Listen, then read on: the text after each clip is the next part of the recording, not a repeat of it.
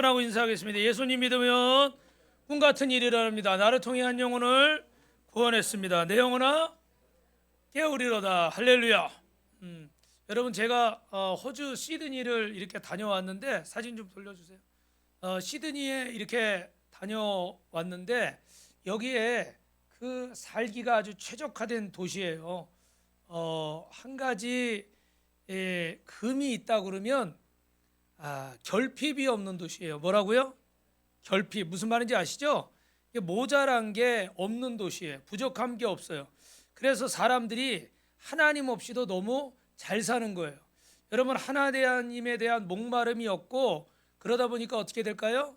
영적인 갈급함이 없어요. 그러니까 다른 말로 하면 영적으로 가난한 도시죠. 그래서 이렇게 가보니까 뭐 이 한인교회는 말씀드렸지만 좀 특별한 게 자기 교회에 있는 교회가 거의 없어요. 99%가 현지 교회를 빌려서 예배를 드리니까 주일날만 보통 10시 반이나 11시부터 이 사람들은 일찍 예배 드리거든요. 해가 일찍 뜨니까 일찍 드리고 한 4시면 거의 다 뭐 직장도 끝이 나고 그러더라고요. 그러니까 그때 빌려서 오후 3시, 4시까지 이렇게 사용을 하는 거예요. 평일날 거의 새벽 예배도 없고 다른 예배 모임도 거의 없습니다. 대부분. 그러다 보니까 일주일에 한 번 신앙생활을 하는 건데 그것도 어떻게 해요? 사정이 있으면 빠질까요? 안 빠질까요? 또 빠지게 되겠죠. 그죠? 이게 모든 게 너무 환경도 좋고 또 시민권만 나오면 그 연금이 몇백만 원씩 이렇게 나오니까 그분들은 대부분 젊을 때 이렇게 해서 40대 중반 되면 은퇴를 하신대. 그래서 이제 연금 나오는 거 가지고 어떻게 해요? 모아놓은 거 가지고 저축한 거 가지고 여행 다니고 다닐 때가 너무 많으니까 좋은 것들 이렇게 즐기면서 그렇게 여러분 살고 있더라고요. 그러니까 교회도 그 겉으로 볼 때는 아름다울지 모르는데 영적으로 볼 때는 많이 침체해 있는 영적으로는 가난한 도시죠. 그리고 여러분 왜 오늘 이게 안 넘어갈까요? 넘겨주세요.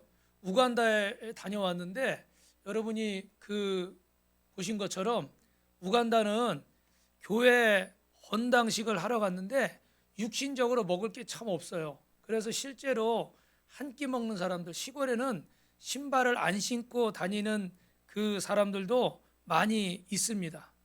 근데 그 사람들은 이렇게 배고프고 어려운데 우리가 기억에 남는 거는 그 정말 어린아이예요. 몇 개월 됐을까요? 우리 어릴 때는 개월수로 하잖아요. 그죠? 근데 그런 아이가 30분을 걸어왔대요. 빵 하나 먹으려고. 빵 하나 먹으려고.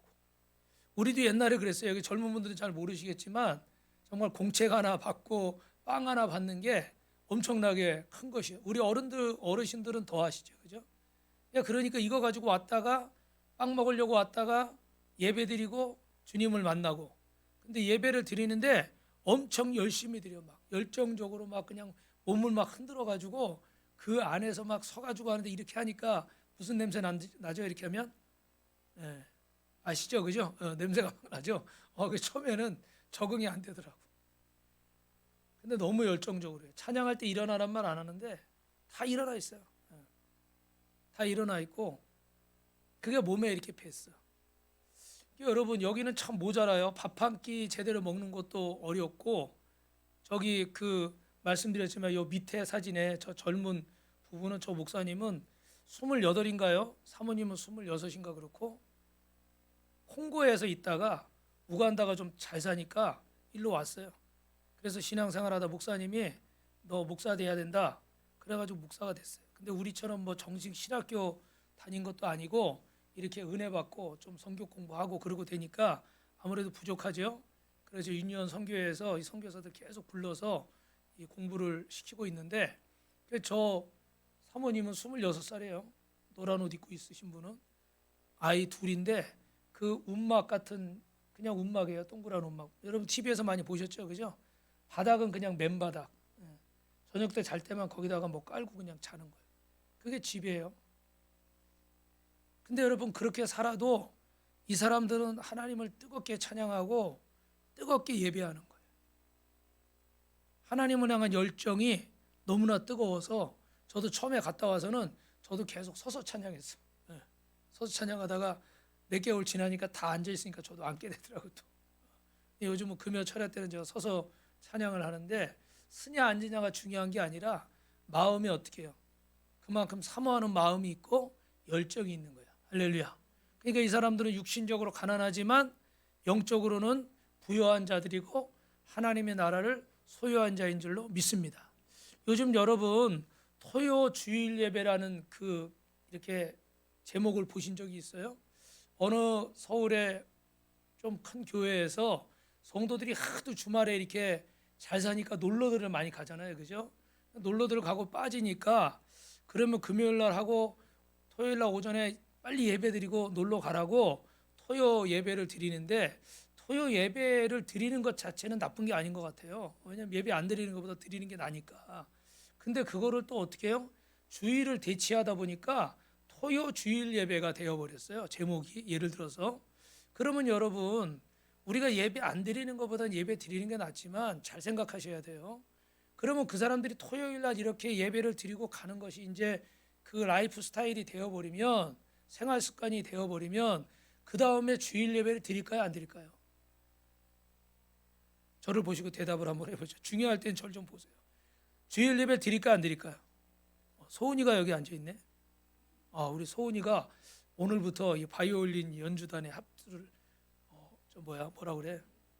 데뷔했어요. 이 그루터기 멤버로 데뷔를 했어요. 박수 한번 해주세요. 우리 또 저기 또 엄윤식 성도님이 지금 또 한 2달 만에 오늘 예배를 나왔는데 박수 한번 해주시고 우리 또 송정선 집사님이 나오셨어요. 우와, 감사하고 무슨 얘기하다 그 얘기했어요. 습관이 돼버리는 거예요. 습관이 한 번은 어려워요, 그죠? 2번은 불편해요. 3번은 이상해요. 4번은 자연스러워요. 5번째는 아무 감각이 없어져 버려요. 그렇죠? 뭐든지 그래요. 뭐든지. 그래서 우리는 부족하지만 코로나 때도 예배를 멈춘 적이 한 번도 없어요. 새벽에는 저 혼자 예배 드린 적이 굉장히 많은데 그래도 멈춘 적이 없어요. 사모님만 앉혀놓고도 제가 설교했고 아무도 없는데 원고 준비한 게 아까워서 저 혼자 설교했어. 그리고 원고를 준비했어. 분명히 아무도 안 나오는 걸 알면서도. 건너편에도 교회들 보니까 불이 다 꺼져 있더라고. 왜냐면 하도 뉴스에서 막 그렇게 하니까 다 막 교회 가면 이상한 병 걸리는 줄 알고. 그런데도 어떻게 해요? 부족하지만 우리는 예배했어요. 기도했어요. 토요일 날 예배 빨리 드리고 놀러 갈 수 있어요. 그거 나쁜 게 아니에요. 그래서 어떤 여기 수원의 어떤 교회는요, 그거를 교회 이름으로 바꿨더라고. 9시 교회, 11시 교회, 1시 교회, 2시 교회, 3시 교회. 그리고 어떤 교회는 11시 예배가 없어요. 1시 반인가 1시 예배, 그 다음부터 뭐 2시 반 예배 이렇게 있더라고요. 그러면 일부 예배가 11시야. 근데 11시에는 보니까 나이 드신 분들이 많고 1시 예배 드리니까 젊은이들이 많이 나오더래. 왜냐하면 주말에 이게 직장 다니고 피곤하고 그러니까 한잠 자고 좀 여유 있게 있다가 이렇게 와서 예배 드리는 거죠. 할렐루야. 여러분 그럴 수 있어요. 이상하게 듣지 마세요. 그럴 수 있어요. 그럴 수 있는데 문제는 뭐냐면요. 이게 주님의 날을 대치하는 게 돼. 주일을 대치하는 게 토요일이 돼버리고 주일을 대치하는 게 자기 마음대로 예배드리는 시간이 돼버리고 그러다 보면 어떻게 될까요? 안식일이란 개념, 주일이란 개념 있을까요? 없을까요? 없어요. 제가 여러분 우리 요번에는 우리 아울리치 하는 사람들이 다 참여를 안 하고 우리 목회자들만 지금 중보기도를 시간마다 지금 계속 하고 있거든요. 근데 제가 보니까 목사님, 사모님들이 다 새벽에 자기 이름들을 적어놨더라고. 새벽 예배는 목회자들은 거의 대부분 하잖아요, 그죠? 근데 보니까 12시, 1시, 2시, 3시 그런 데 없는 거예요. 왜? 그때는 바빠서 하기 어렵잖아요, 그죠? 그러니까 그래서 제가 안 되겠다 싶어가지고 저는 책임자니까 12시에다가 딱 제 이름을 넣었어. 보란 듯이. 야, 봐라. 새벽엔 나도 한다. 다른 시간에 해야지. 그게 진짜지. 그러고 넣었어요. 그리고 12시에 하려면 12시 안에만 하여튼 20분 하면 돼. 근데 어떻게 잘 돼요? 안 돼요? 대답을 해보세요. 잘 될 것 같아? 안 될 것 같아? 잘 안 돼. 시간을 제가 잘 못 지켜. 왜냐하면 그 시간을 비워놔야 되는데 뭐 이렇게 뭘 하면서 하려니까 자꾸 놓치는 거죠, 그죠? 그래서 뭐 좀 2시에도 하고 뭐 어떨 때 정 안 될 때 저녁 때도 하고 이렇게 해서 사실은 잘 못 지켰어요. 여러분 못 지킬 수 있어요. 근데 중요한 건 뭐냐면 이 개념이 흐려져 버리면 가치관이 바뀌어 버리는 거예요. 그러면 주일이라는 거, 안식이라는 거, 배산말한 수집사님 하나님 앞에 나오는 게 바뀌어 버리는 거예요. 그러면 다른 부분에도 영향이 갈까요, 안 갈까요? 안 가는 거예요. 여러분 오늘 조금 늦게 오신 분들 섭섭해하지 마시고 하나님 앞에 11시에 예배면 찬양은 몇 시에 시작해요?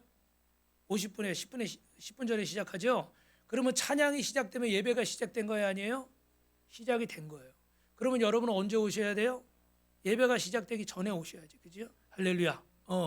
그런데 이것도 늦을 수 있어요, 여러분. 뭐 하다 보니까 뭐 여자분들도 뭐 화장하고 뭐 나오다 보면 뭐도 있고 뭐 그럴 수 있죠. 조금씩 늦을 수 있어요. 근데 문제는 뭐냐면 어쩌다 늦는 것과 매일 늦는 것은 달라요.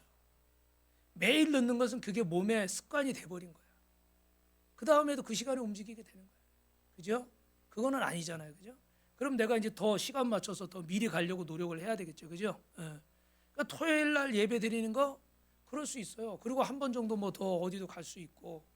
그런데 이런 개념이 자꾸 타협을 하고 자꾸 내가 좋은 쪽으로만 편한 쪽으로만 선택을 하다 보면 여러분 우리는 그 하나님의 나라에 온전히 쓰임 받기가 어려울 거예요. 왜냐하면 신앙생활은 사랑하고 감사하고 축복하고 이런 것들이 있지만 따라합니다. 인내하고 절제하고 헌신하고 할렐루야. 우리 소은이가 이렇게 하려고 나왔지만 소은이도 그 학교 다니고 힘드니까 주일날 좀 늦는 적이 있는데 이렇게 와서 그루터기 챔버를 딱 하려고 그러면 몇 시에 와야 돼, 소은아? 왜 망설여? 30분 전에는 오잖아요, 그죠? 헌신하려면 헌신이 따르는 거예요. 헌신하는데 헌신이 안 따르는 헌신은 헌신이 아니에요. 이해되세요? 하나님 앞에 내가 예배를 드리는 것은 하나님 앞에 헌신하는 거야. 내 시간을 드리고 정성을 드리고 마음을 드리고 재능을 드리고. 그런데 이렇게 내가 편한 쪽으로만 선택을 하는 것은 헌신을 하지 않고 헌신을 하겠다는 거예요. 여러분 종교가 세상이 굉장히 이렇게 잘 될 때 부할 때 종교가 타락하면요 중세 시대 때 어떤 일이 있었는지 아세요? 한번 말씀드렸는데 종교가 타락하면 무슨 일이 생길까요? 이게 좀 어려운 문제예요. 우리 예진 씨는 기억을 하고 있네. 목회자가 많아져요. 목사님이 많아지는 거예요. 쉽게 말하면. 이상하잖아요, 여러분. 종교가 타락을 하는데 왜 목사님이 많아질까? 정 목사님 이상하죠, 그죠? 종교가 타락하면 목사님이 적어야 되는 거 아닌가요? 그렇잖아요. 근데 많아져요. 왜 그럴까요? 하나님 앞에 헌신하지 않고 하나님 앞에 올인하지 않고도 어떻게 얼마든지 목사로 살아갈 수가 있는 거예요. 신학교 나와서 이렇게 해가지고 취직해서 대접받고 그렇게 기도하고 금식하고 그렇게 매달리지 않아도 목사로 다 살아갈 수가 있는 거예요. 중세시대 부유하니까. 법관들은 이렇게 빨간 옷 입고 목사님들은 검은 가운 입고 이렇게 해가지고 막 이렇게 제가 올바로 말했나 모르겠는데 색깔이 바뀔 수도 있어요. 헷갈려가지고 그렇게 다 폼 잡고 살 수가 있는 거예요. 그러니까 종교가 타락했는데 목회자가 많아져요. 역설적인 얘기죠, 그죠? 왜요? 기도하지 않고 헌신하지 않고 목숨 걸지 않고도 얼마든지 주의 일을 할 수가 있으니까. 여러분 누가 더 행복한 자일까요? 호주에 사는 분들일까요? 우간다에 사는 분들일까요? 엊그저께 제가 아는 목사님이 어떤 분 오랜만에 통화를 했는데 우간다에 한 달을 다녀왔대. 왜 한 달이나 갔다 왔냐고 그랬더니 이 목사님이 은퇴를 좀 일찍 했어요. 그러면서 우간다에 살아볼까 하고 갔대. 그런데 어떻게 해요? 안 살고 그냥 왔대. 날씨는 좋아요. 이 적도라 27도 1년 내내 똑같고 날씨가 이렇게 좀 적도라요. 그렇게 뜨겁진 않아요. 27도니까. 그러니까 그늘에만 들어가면 살만해. 그래서 우리도 가면 그냥 옷 한 벌 가지고 1년 내내 입어도 돼. 뭐 추운 거 더운 거 이런 게 없으니까. 저 교회에는 난방 시설이 없어요. 창문도 없고 구멍만 뚫어놓고 창살만 있고. 근데 이제 환경적으로 좀 어렵겠죠. 인간적으로 볼 때 누가 더 부유한 자일까요? 누가 더 성공한 자일까요? 여러분, 사람의 모든 갈망의 끝은 따라합시다. 구원입니다. 결국은 우리가 건강 문제, 출세, 성공, 학교, 결혼, 이런 모든 것들을 다 얘기하고 있지만 결국 우리가 마지막에 바라는 것은 구원이에요. 그래서 시편 90편 1, 2절에 이렇게 말씀하세요. 오늘 좀 넘겨주세요. 같이 있습니다. 시작. 주여, 주는 대대에 우리의 거처가 되셨나이다. 산이 생기기 전에 땅과 세계도 주께서 조성하시기 전에 영원부터 영원까지 하나님이시니이다. 우리 옆에 분하고 주님이 성도님의 거처입니다. 주님이 우리의 거처입니다. 할렐루야. 여러분, 주님이 우리의 거처가 되시는 거예요. 하나님을 거처로 삼고 사는 인생은 행복한 줄로 믿습니다. 아멘. 호주에 있든지 대한민국에 있든지 아프리카 우간다에 있든지 하나님을 나의 거처로 삼는 사람이 행복한 사람인 줄로 믿습니다. 저기 위에 펜트하우스나 저런 대단한 타워 팰리스나 로얄 팰리스나 이런 데 사는 사람들이 행복한 게 아니라, 큰 대저택에 사는 사람들이 행복한 게 아니라, 따라합니다. 하나님을 거처로 삼는 자. 아멘. 옆에 분하고 이렇게 고백합시다. 저의 거처는 하나님입니다. 아멘. 예.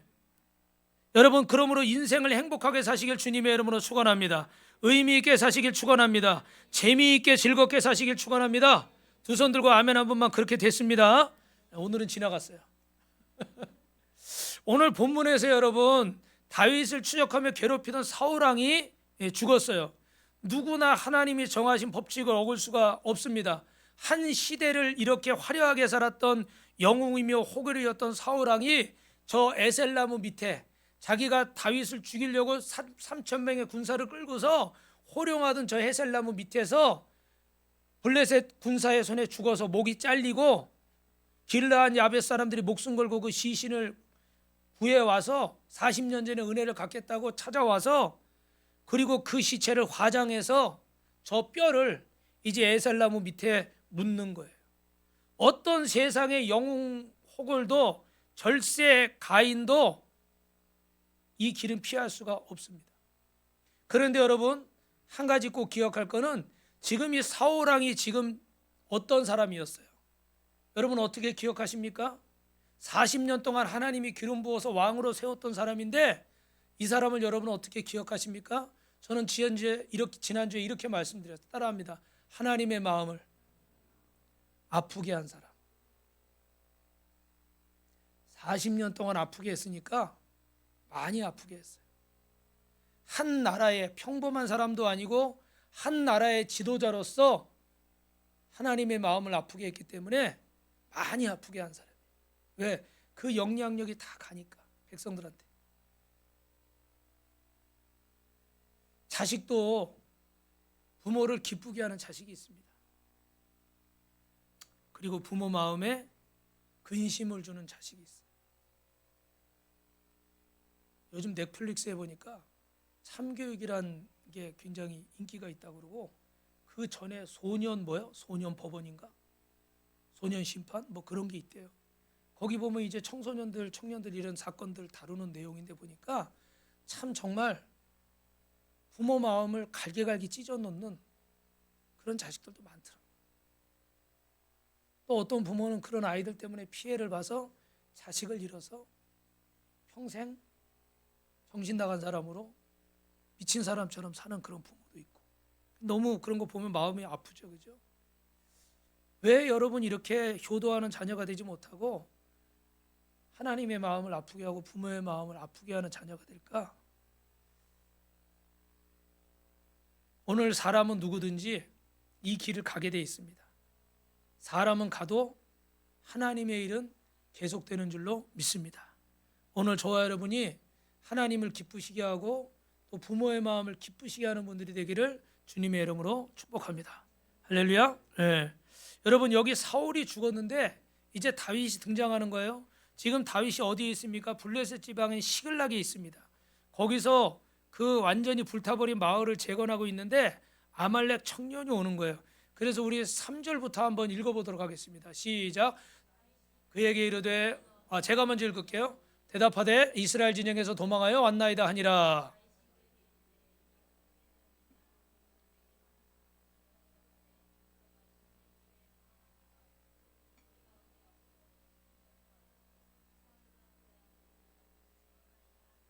네, 5절이요. 다윗이 자기에게 얼리는 청년에게 묻되 사울과 그의 아들 요나단이 죽은 줄을 내가 어떻게 아느냐?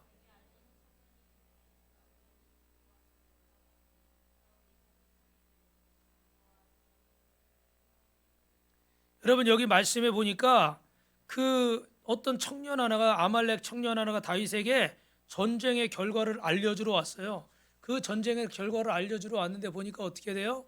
사울이 죽은 거예요. 자기 창에. 7절 있습니다. 제가 사울이 뒤로 돌아 나를 보고 부르시기로 내가 대답하되 내가 여기 있나이다 한즉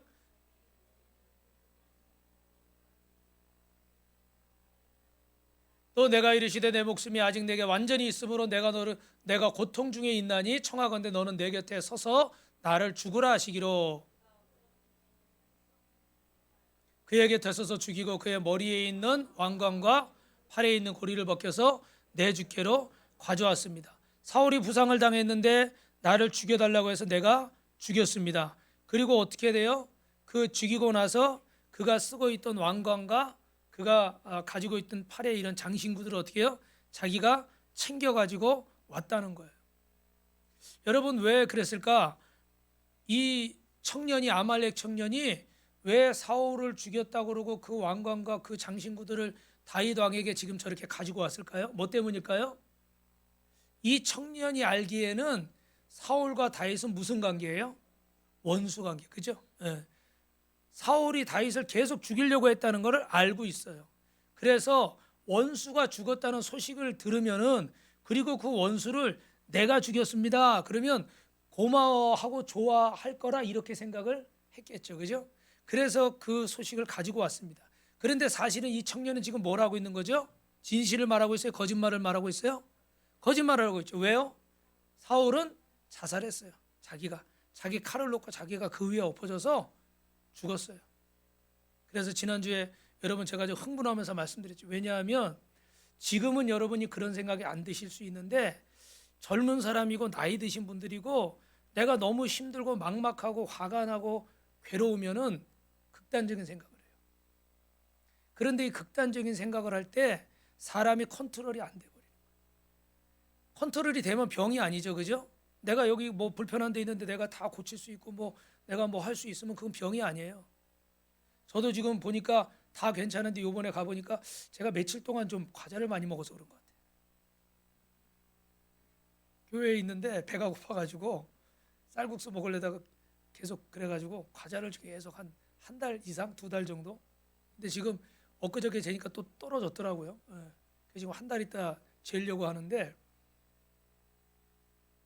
왜 검사를 하냐면 이거를 재봐가지고 제가 한 달을 조심해서 이렇게 수치가 떨어지면 제가 최근에 생활 때문에 이게 올라간 거니까 좀 그거를 조정하면은 약을 안 먹어도 되잖아요, 그죠?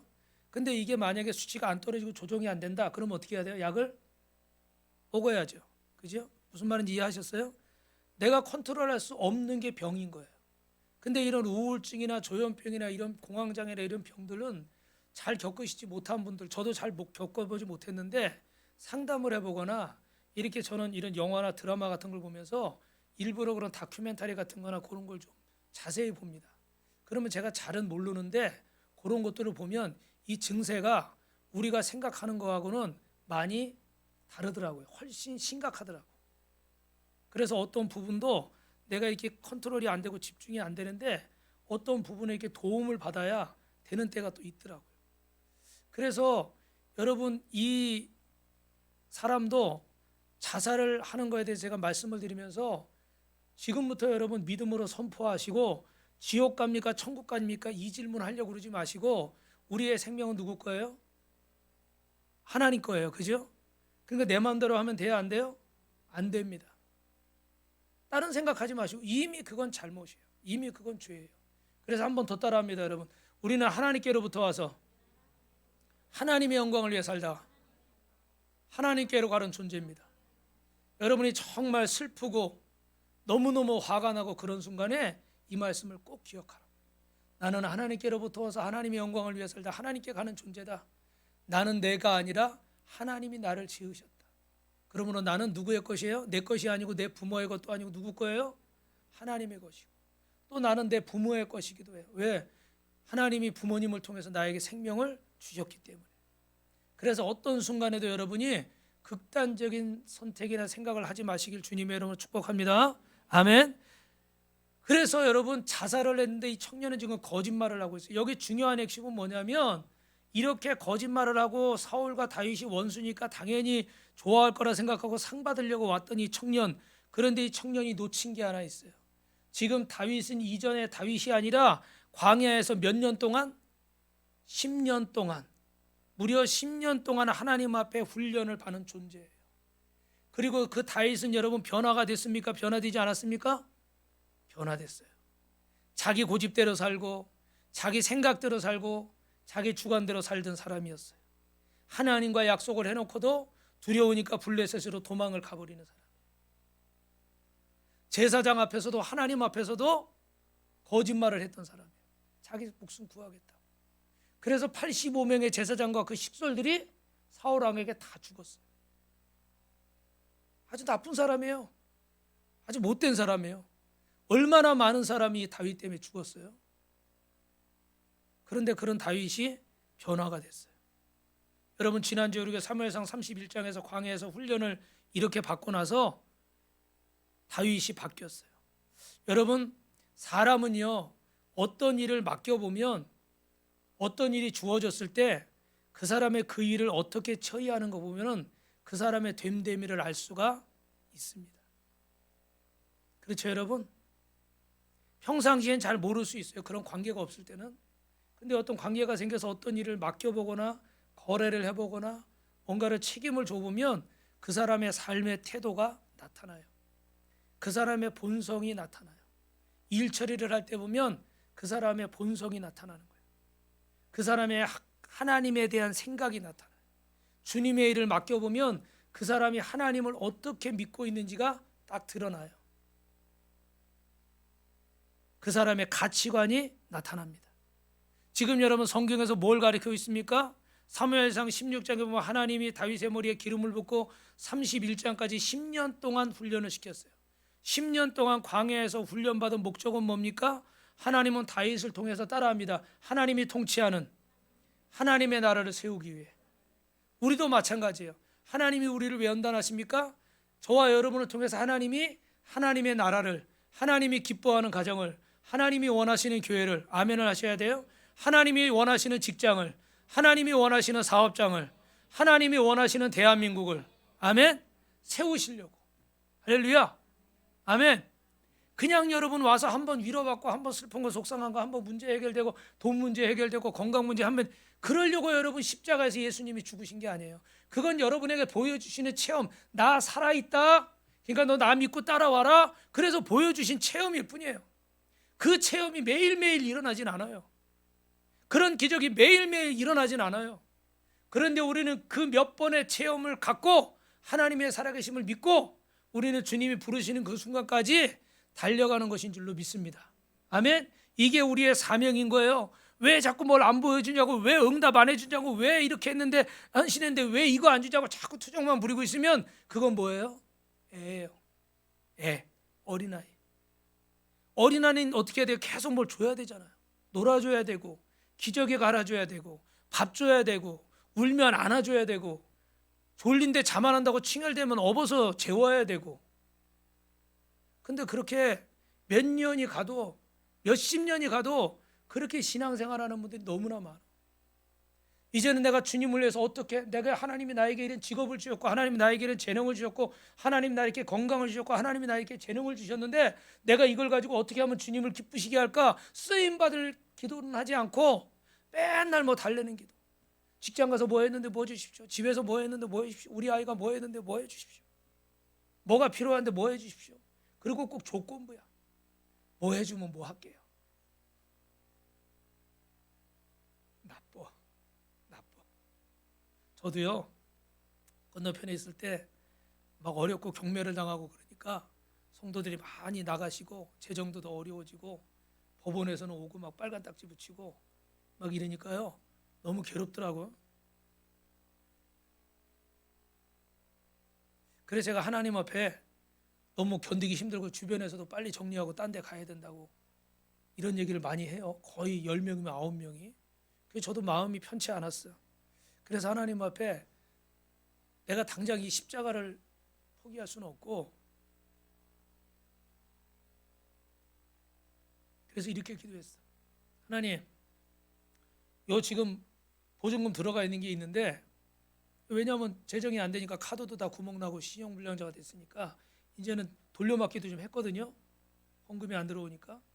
그래서 돌려막기도 좀 하고 그랬는데, 나중에는 카드사가 똑똑하잖아요. 요거 몇 번 좀 늦거나 이러면요, 눈치를 탁 채가지고 겨우 해서 막았는데 금액을 확 줄여버리더라고. 서비스 받을 수 있는 금액을. 그러니까 그 다음에 뭐 어쩔 수가 없어. 그냥 붙잡히는 거죠. 뭐. 그래가지고 그렇게 되니까 하나님 보증금 다 까먹을 때까지는 내가 버텨보겠습니다. 그리고 하나님 앞에 그렇게 기도를 했어요. 그리고 얼마간 시간이 지나서 보증금을 다 까먹었어. 그런데 어떻게 했을까요, 제가? 포기했을까요? 포기를 못하겠더라고. 왜냐하면 그렇게 조건을 걸고 나는 나름대로 하나님이 하시리라 기대를 하고 그렇게 참고, 뭐 그때 집에 뭐 가스도 끊기고요, TV도 끊기고요. 왜냐면 이거 요금을 못 내니까 별의별 일이 다 있었어요. 그런데도 애들 생각하고 가족 생각하고 막 이러면 제가 가자니까 뭘 해야 돼. 근데 하나님 앞에 이 조건을 걸었으니까 보증금 다 쓸 때까지만 내가 버텨보겠다고 했고, 보증금이 다 바닥에 났는데 못 떠나겠더라고. 왜냐하면 그 조건은 내가 걸었지만 하나님 보시기에 너무 죄송한 거야. 부끄러운 거야. 그렇게 하기에는 제가 너무 하나님 앞에 미안하더라고. 무슨 생각이 들었냐면, 제가 우리 아이가 아플 때는 금식기도를 오랫동안 했는데, 내가 교회에서 뭐 철야도 하고 뭐 3일 금식도 하고 뭐 이렇게 뭐 아침 금식 그런 거는 몇 년 동안 했지만, 내 자식 위해서 내가 그렇게 금식기도를 하면서 교회를 위해서 내가 그런 기도를 못 했더라고요. 그래서 작정을 하고 여기 광흥기도원이라고 있어요, 오산에. 그래서 가서 금식기도를 했어요. 그리고 결론을 내렸어요. 여러분, 하나님 앞에 조건을 걸 수 있어요. 그런데 꼭 한번 돌아보세요. 그 조건이 좀 부끄럽고 죄송하진 않은지, 좀 미안하진 않은지. 주님은 나에게 모든 걸 다 주셨는데, 하나님은 당신의 독생자 예수 그리스도를 나를 위해 십자가에 죽으시기까지 다 주셨는데, 나는 조금만 자존심 상하고 조금만 섭섭하고 조금만 뭐가 마음에 안 들고 조금만 내 생각하고 다르면, 아니면 옆에서 조금만 나 오라고 유혹하면, 손짓하면, 부르면 그냥 언제 그랬는데 지금 막. 애들은 그러죠, 그죠? 애들은 그래요. 뭐 놓고 이렇게 있다가 저기 좋은 거 있으면 금방 글로 가버려요. 그런데 성인은 그래요, 안 그래요? 장성하면 그래요, 안 그래요? 안 그러죠. 그렇게 하는 건 믿음이 아직 어리다는 거예요. 믿음이 아직 깊지 못하다는 거예요. 그러니까 조건이나 상황만 조금만 바뀌면 그것도 다 바뀌어버리는 거예요. 뿌리가 깊지 못하니까, 믿음의 뿌리가 깊지 못하니까. 사랑하는 성도 여러분, 다윗은 10년 동안 이렇게 훈련을 받았어요. 그래서 원수가 지금 죽였습니다. 자신을 괴롭히던 사람이 죽였습니다. 펄펄 뛰면서 네가 내 원수 사울을 죽였어. 야, 잘했구나. 내가 너에게 온갖 좋은 상을 다 베풀겠다. 이게 아말렉 청년이 기대하고 온 장면이에요. 일반적인 모습입니다. 오늘 우리도 그래요. 오래 훈련을 받아도 미워하는 사람은 여전히 미워하고, 고난 가운데 던져진들 사람이 만들어지질 않아요. 바뀌질 않아요. 항상 어린아이 같은 신앙생활하고 있어요. 아무리 광야 생활을 오래 해도 하나님이 원하시는 사람으로 바뀌어지질 않으니 이 광야가, 이 연단이, 이 고난이, 이 시간이 소용이 없어요. 많은 사람이 예수를 믿어도 거듭났다고 하면서도 여전히 자기 방식대로, 자기 고집대로, 자기 뜻대로 살아가고, 오늘 이 예배를 드리고 이 말씀을 듣고도 돌아서서 저 앞에 한 발짝만 나가면 또 똑같은 말을 해버립니다. 저는 지난주에 그걸 체험했어요. 아니, 지금 금방 이 말씀을 듣고도 어떻게 저렇게 똑같은 이야기를 또 할까? 마음이 참 아프더라고요. 마음이 참 속상하더라고요. 그러면서 제가 하나님 앞에 또 제 모습을 보는 거예요. 하나님 보시기에 나도 그렇겠지. 나도 그렇겠지. 야, 김 목사, 너 좀 전에 내가 그렇게 너한테 이렇게 깨닫게 해줬는데 너 금방 돌아서서는 또 네 욕심 때문에, 네 감정 때문에, 네 생각 때문에, 네 옳고 그름 때문에 너 또 그렇게 또 하는구나. 하나님 저한테도 그러실 거예요. 근데 여러분, 잘한 게 아니에요. 아직 믿음이 너무 어린 거예요. 그러면 우리는 오늘 이 사건을 통해서 다윗이 이 사건을 어떻게 처리하는 걸 여러분 봅시다. 첫 번째요. 시작. 울며 금식하며 옷을 찢습니다. 할렐루야. 여러분, 울며 금식하며 옷을 찢었습니다. 사무엘하 1장 11절 같이 있습니다. 시작. 이에 다윗이 자기 옷을 잡아 찢으며 함께 있는 모든 사람도 그리하고. 여기 제가 어제 그림을 찾다가 지나가 버려가지고 이 그림을 찾았는데, 저 아말렉 청년이 왕관 가지고 오니까 옷을 찢으면서 괴로워하는 장면인데, 조금 전에 말씀드린 것처럼 그런 거예요.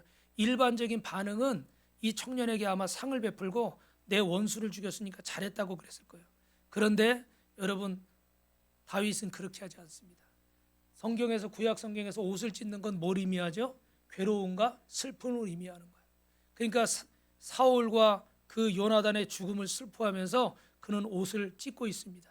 그런데 여러분, 성경에 보면 옷에 관한 이야기가 많이 나오는데, 여러분 히브리서 9장 22절에 보니까 율법에 따라 거의 묻을거니 피로써 정결하게 되나니 피 흘림이 없은즉 사함이 없느니라. 에덴 동산에서 하나님이 죄를, 부끄러움을 가리기 위해서 나뭇잎을 해 입은 그 아담을 보면서 어떻게 했어요? 가죽옷을 해 입히셨잖아요. 그죠? 가죽옷만이 이제 오랫동안 영원히 가릴 수가 있으니까. 그런데 이 가죽옷을 해 입히려면 반드시 뭐가 있어야 돼요?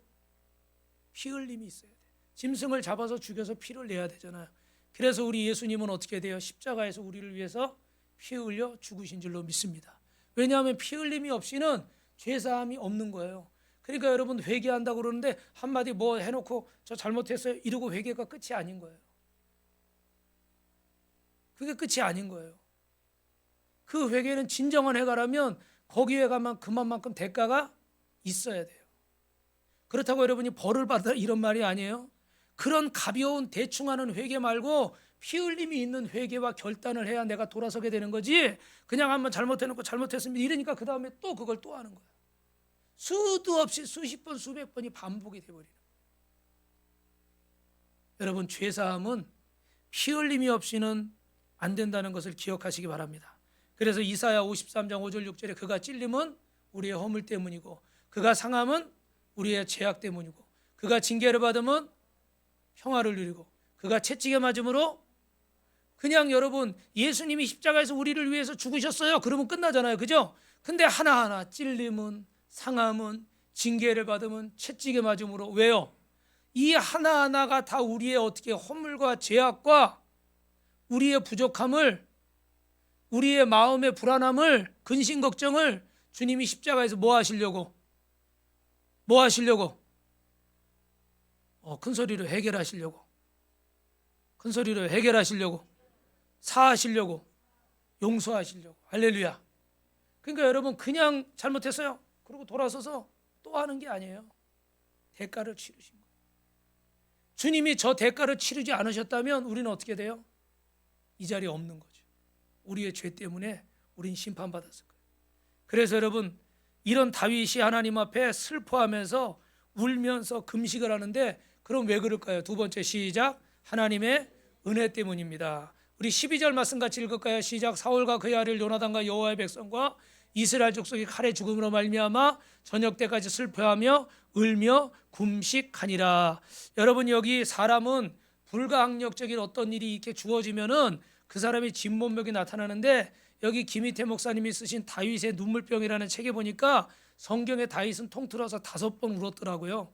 그래서 한 번은 그 사울과 요나단이 지금 죽었을 때, 오늘 본문에 그때 한 번 울었고, 또 나중에는 어떻게 돼요? 압살롬이 아버지 자리 뺏으려고 칼 들이대다가 죽었을 때, 아들이 죽었을 때 내 아들 압살롬아 압살롬아 슬퍼하면서 눈물을 흘렸고, 또 한 번은 밧세바 사건 때 어떻게 했어요? 그 우리아를 죽게 만들고 나서 죄를 덮으려고 그랬는데 하나님은 다 아셔요, 모르셔요?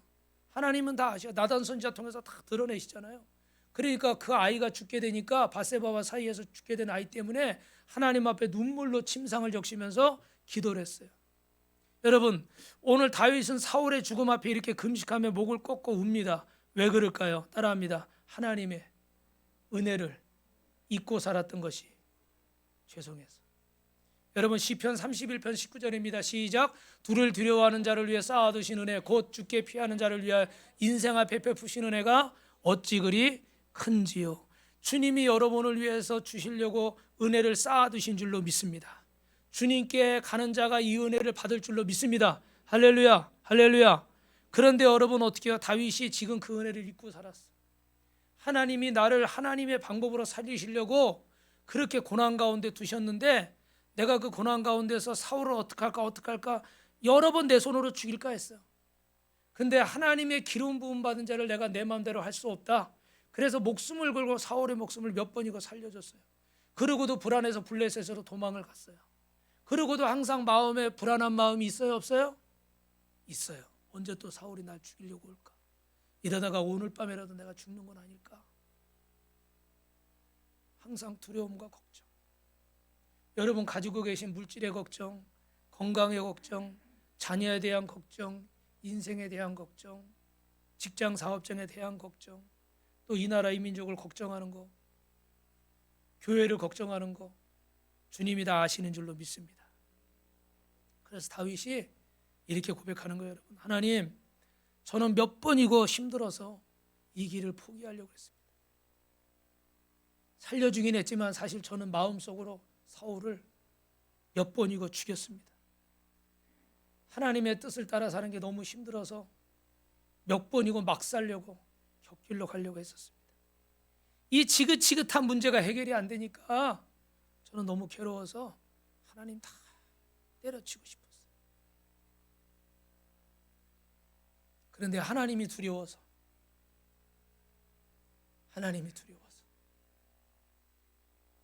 하나님의 손길이 무서워서 사실 저 마음대로 못했습니다. 그런데 하나님이 하셨군요. 결국은 하나님의 뜻을 이루기 위해서 하나님이 하셨군요. 나는 힘들어 모든 것을 포기하려고 했는데 하나님이 내 인생을 앞서가셔서 하나님이 모든 것을 하셨군요. 하나님 감사합니다. 모든 것이 하나님의 은혜입니다. 할렐루야. 그래서 주를 두려워하는 자를 위하여, 하나님을 두려워하는 자예요, 여러분. 하나님을 두려워하는 자를 위하여 쌓아두신 은혜, 쌓아두셨는데 누구를 위해서 쌓아두셨어요? 하나님을 두려워하는 자를 위해 쌓아둔, 하나님을 경외하는 자를 위해 쌓아둔 거예요. 아멘. 여러분이 그 사람이 되시길 주님의 이름으로 축원합니다. 그래서 주님 앞에 피하는 자, 주님을 의지하는 자, 다윗처럼 주님 앞에 나오는 자, 인생 앞에 베푸신 은혜가 큽니다. 할렐루야. 여러분, 다윗의 관점이 바뀌고 다윗의 생각이 바뀌고, 마지막으로 시작. 다윗은 하나님의 은혜 앞에 영성을 회복합니다. 따라합니다. 나는 영입니다. 혼을 가지고 몸 안에 삽니다. 여러분, 사람은 몸이 아프면 의사에게 갑니다. 어디가 아프세요? 물어봅니다. 언제 아팠어요? 소화가 잘 돼요. 진료하고 처방을 내립니다. 우리는 영이 아프고 망가졌을 때 특징이 있습니다. 뭡니까? 병들면 어떻게 돼요? 감정 처리가 안 되고 생각 처리가 안 돼요. 그래서 막 감정대로 생각대로 잘못된 판단을 하고 잘못된 말을 하고 흥분을 내서 화를 내고, 사람이 또 어떻게 냉소적이 돼요. 그래서 아무리 말씀을 들어도 어떻게 돼요? 반응을 하지 않는 거예요. 그런데 성경은 뭐라고 말하고 있어요? 로마서 12장 15절입니다. 시작. 즐거워하는 자들과 함께 즐거워하고 우는 자들과 함께 울라. 할렐루야. 여러분, 감정이 병들지 마시길 주님의 이름으로 축원합니다. 주님 앞에 우리의 영이 해결되면 하나님의 은혜 앞에 울 수 있고 하나님의 은혜 앞에 감사하는 자가 되는 줄로 믿습니다.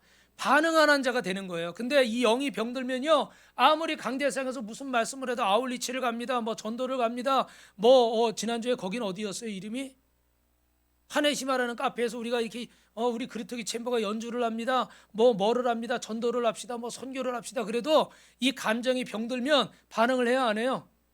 반응을 안 해요. 그게 병들었다는 증거예요. 그런데 영이 살아있으면 어떻게 돼요? 주님과 함께 울고 주님과 함께 슬퍼하고. 할렐루야. 여러분, 이 얘기하고 말씀을 마칠게요. 오늘 마지막 절 읽어요. 시작. 다윗이 그 서성을 전한 청년에게 묻되 넌 어디 나라 사람이냐? 대답하되 나는 아말렉 사람고 외국인의 아들이니라 하니 다윗이 그 이르되 내가 어찌하여 손을 들어 여호와의 기름 부음 받은 자 죽이기를 두려워하지 아니하였느냐. 결국은 여러분, 상을 줬습니까? 심판을 줬습니까? 심판했습니다. 끝까지 다윗은 처음부터 사울을 살려줬던 게 이것 때문이잖아요. 하나님이 정하신 것을 내가 어기지 않겠습니다. 아까 우리 여기 간증하시는 분도 어떻게 돼요? 한 말씀이라도 내가 지켜보겠습니다. 그래서 2시간 반 되는 그 거리를 새벽 예배를 2달 동안, 그랬더니 옆에서 보던 연예인들이 보고서 어떻게 돼요? 야, 너 진짜구나. 너 진짜구나. 하나님의 말씀을 한 말씀이라도 내가 제대로 지켜보려고. 할렐루야. 여러분, 이번 한 주간 그렇게 하실 줄로 믿습니다. 아멘. 그래서 여기 마지막으로 드릴 말씀은 배재철이라는 테너를 아실 거예요. 세계적인 테너인데 영화로도 나왔죠, 그죠? 저분이 어떻게 돼요? 영국 타임스에서 100년에 한번 나올까 말까 한 목소리라고 칭찬하고 그랬던 사람인데, 이분이 갑상선 암에 걸려서 여러분 목소리를 잃게 됐어요, 그죠? 그래서 노래는커녕 말도 할 수가 없는 거예요. 근데 이분이 이런 상황 속에서도 하나님 앞에 믿음으로 이런 고백을 합니다. 사람이 하는 일에는 한계가 있지만 천지를 창조하신 하나님은 한계가 없습니다. 이 세상을 만드셨기 때문에 언젠가 하나님은 나를 다시 세우셔서 하나님의 방법대로 사용하실 줄 믿습니다. 목소리를 완전히 잃어버렸는데도 하나님을 향한 소망. 아까 뭐라고 그래요? 하나님을 두려워하고 하나님께 피하는 자는 하나님이 쌓아두신 은혜를 주신다고 그랬어요. 아멘. 여러분이 그 주인공이 되시기 바랍니다. 아멘. 그럼 이 말씀을 잘 들으셔야 돼요. 그래서 이분이 이런 고백을 하고 나니까 어찌해서 하나님의 방법으로 연결이 돼가지고 저 일본에서 이 성대 쪽에 아주 유명한 의사분이 계셨어요. 그분에게 했는데 그분이 처음에는 안 되는데 이거를 계속 연구를 해가지고 여기 목에 있는 3개의 이 신경을 연결을 했어요. 그래서 여러분 아마 영화에서 보셨을 거예요. 유튜브 치시면 다 나오니까 이렇게 수술하다가 이걸 연결한 다음에 수술방에서 이렇게 마이크를 댔잖아요. 소리를 내보라고. 그랬더니 어떻게 돼요? 주 하나님 지으신 모든 세계. 할렐루야. 그리고 목소리를 내는 거예요. 궁금하시면 영화를 보시라. 그 장면이 참 감동적인데, 앞에 이런 고백이 없었다면 이 이야기를 하지 않았을 수 있어요. 그런데 여러분, 이런 상황 속에서, 절망적인 상황 속에서 주님을 찾는 거예요. 고난 속에서 누구를 찾는 거예요? 주님을 찾는 거예요. 하나님을 두려워하는 거예요. 그때 하나님이 다윗에게 쌓아두신 은혜를 베푸신 것처럼 우리 빛과 소금교회 성도님들에게 하나님이 쌓아두신 은혜를 베푸실 줄로 믿습니다. 할렐루야. 우리 19절 읽고 마칩니다. 다시 한번 읽을게요. 주를 두려워하는 자를 위하여 쌓아두신 은혜, 곧 주께 피하는 자를 위하여 인생 앞에 베푸신 은혜가 어찌 그리 큰지요. 아멘.